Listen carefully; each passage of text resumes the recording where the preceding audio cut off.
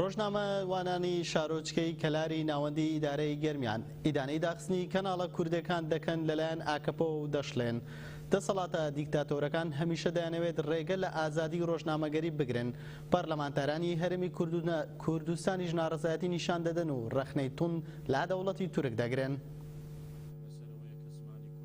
ڕۆژنامەوان لە شارۆچکەی کەلار شاخەوان محەممەد بە ئاژانسی دەنگ و باسی ڕۆژنویزی ڕاگەیاند لەسەرەوەیە کە زمانی کوردی زیاتر بێتە زمانی ئاخاوتن و گفتوگۆکردن لە باکووری کوردستان و بۆ یەکێک لە ئامانجە سەرەکیانی دەوڵەتی تورکیا ئەوەیە کە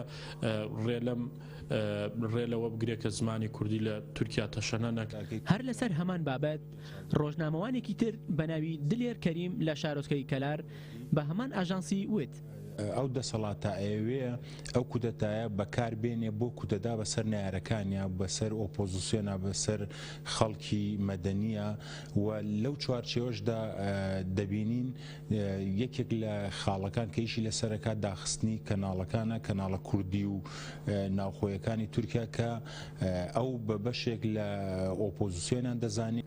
لای خۆشیەوە کارۆخ عومەر ڕۆژنامەنووسێکی دیکەی شارۆچکەی کەلارە بە ڕۆژنویزی ڕاگەیاند.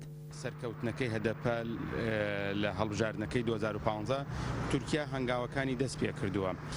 هەنگاوەکانی تەنها بە داخستنی میدیا دەست پێ نەکردەوە بەڵکو بە کوشتن و بڕین و سزادان و ئەنفالکردنی کورد لە باکووری کوردستانە دەستی پێ کردووە. بە لەلایەکی دیکەوە لە شاری سلێمانی ئەندامی پەرلەمانی هەرێمی کوردستان لەسەر لیستی کۆمەڵی ئیسلامی سۆران عومەر بە ڕۆژنویزی ڕاگەیاند ئەوەی کە لە باکوور ڕوو دەدات بەرامبەر بە کەناڵە کوردیەکان پێشێلکاری تەواوی ئازادی ڕادەربڕین و بیرڕایە و سەرکوتێکی تەواوە و گەڕانەوەیە بۆ سەردەمی دیکتاتۆریەت. سۆران عومەر ئەوەشی وت کە دەوڵەتی تورکیا بەم جۆرە ناتوانێت دەنگی ئازاد کب بکات چونکە ئەمە گەڕانەوەیە بۆ ئەو ئەزمونە شکست خواردووەی پێش ئاکەپەش. هەروەها ئەندام پەرلەمانێکی تری هەرێمی کوردستان لەسەر فراکسیۆنی یەکێتی نیشتیمانی کوردستان گەشە دارە حەفید بە هەمان ئاژانسی ڕاگەیاند ئازادی لە هەر شوێنێک بەرتەسک بکرێتەوە واتە سەرەتای کبکردنی دیموکراسیەتە چونکە ئازادی تاکە کەس بەشێکی دانەبراوە لە دیموکراسیەت.